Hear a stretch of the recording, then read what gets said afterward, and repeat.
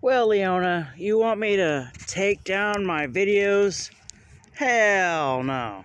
Here's another one. All about you, baby. Let's talk about you and your sociopathy for a second here. You don't love your child, you never did. You didn't love any of your children as you killed all of them in your filthy, disgusting womb. One before me and 5 or 6 after me. Because you are a sick, disgusting wench that used abortion as a form of birth control. Because you are a slut from hell. And that is where you are going to return from one day, real soon. As soon as those parasites in your body kill you dead. And it's coming. And Roy's got him in him, and he's going to die too. Real soon. So let's talk about you for a second, Leona. You've been poisoning me to kill me since I was a child because you are such a sick, sadistic wench. And all the other things that you've done to me. You are so pathetic, I can't even believe it, woman. Let's talk about that story you told me. Remember that story about you told me when you were a kid? You said you had a small puppy dog or something.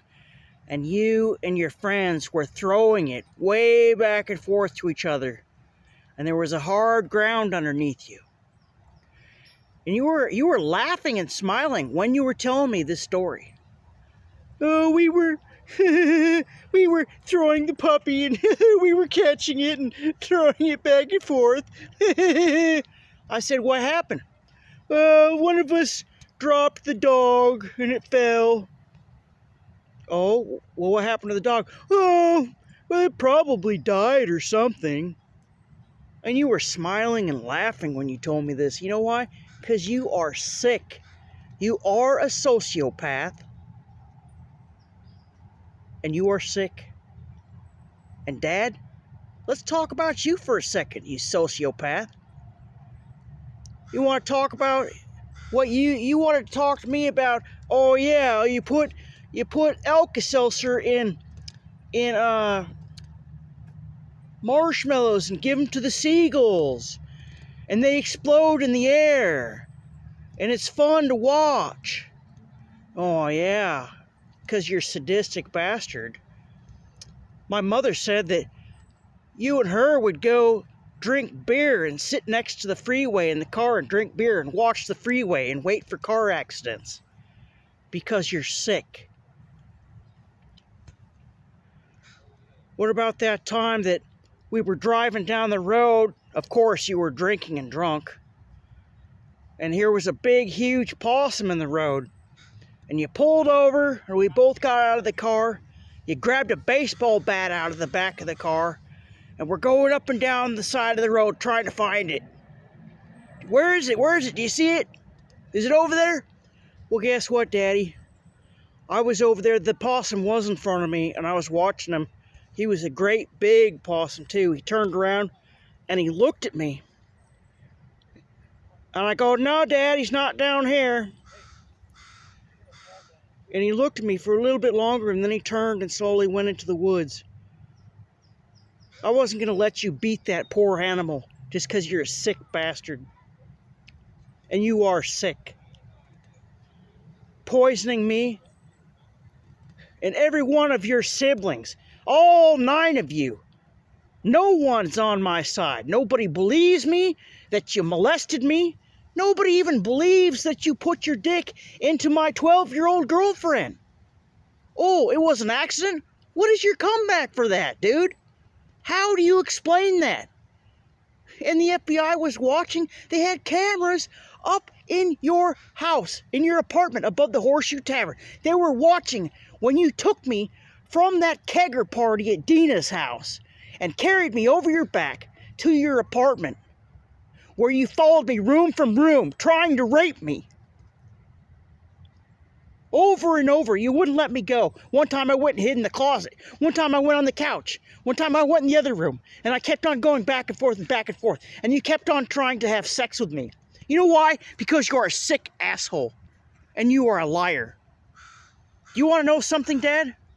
You are a pathetic pile of dog crap. And I loved you anyway. I loved you so much that I prayed for you. I prayed that you would turn into a normal person and that you wouldn't be a pedophile. I prayed and I prayed and I prayed.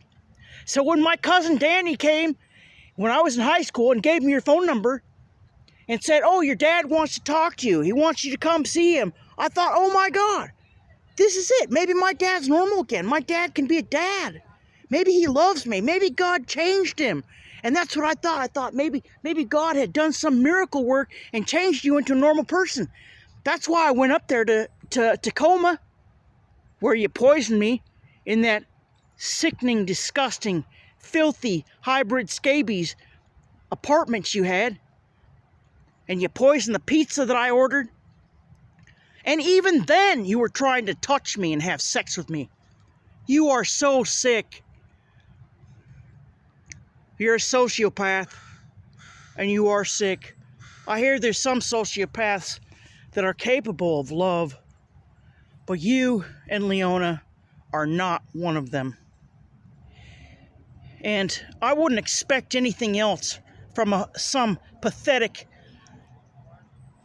child molester like you than to turn around and try to blame something on me and try to tell everybody that I lied about it and all this and that. What I don't understand is why I'm being murdered and everybody's saying that I lied about it and stuff like that.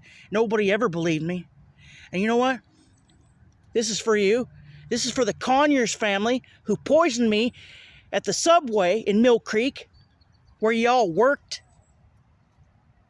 for taking me to McDonald's to poison me there. You're all sadistic and evil. Seek help, guys. Seek help.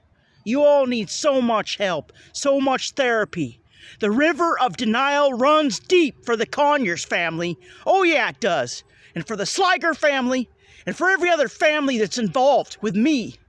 You're all in denial. I'm the only one that is living in real life. I'm totally lucid, and I know everything that's going on. I know this world is murdering me. I know every single one of you has your personal gassing devices. You're coming out of the exhaust of the big old jet airliners and the small twin planes and the helicopters and the Learjets and every single car exhaust pipe, and then the rafters coming down from all the stores I go in, like to the AM PM here. You're poisoning everything I eat and drink in the air and everything I touch. I don't care. I want you to kill me, because I know there's something better waiting for me other than this shithole. I told God after you murdered Todd that I wanted to die. I told him to come take me. And I told him, no matter what it takes, God, come take me. Come take me home, even if it means I am murdered. And that's exactly what happened. So you see, this is all part of God's plan, because He's rescuing me from you and your torture, my lifelong torture that you've tortured me. It's all coming to an end because God loves me, and He's going to take me home soon, whether I die here or in the next nut ward. It doesn't matter, or if I die walking down the street when you're gassing me. It doesn't matter. I'll die when my heart stops. And remember, it's not on my time. It's not on your time, FBI. It's on God's time. And it always will be.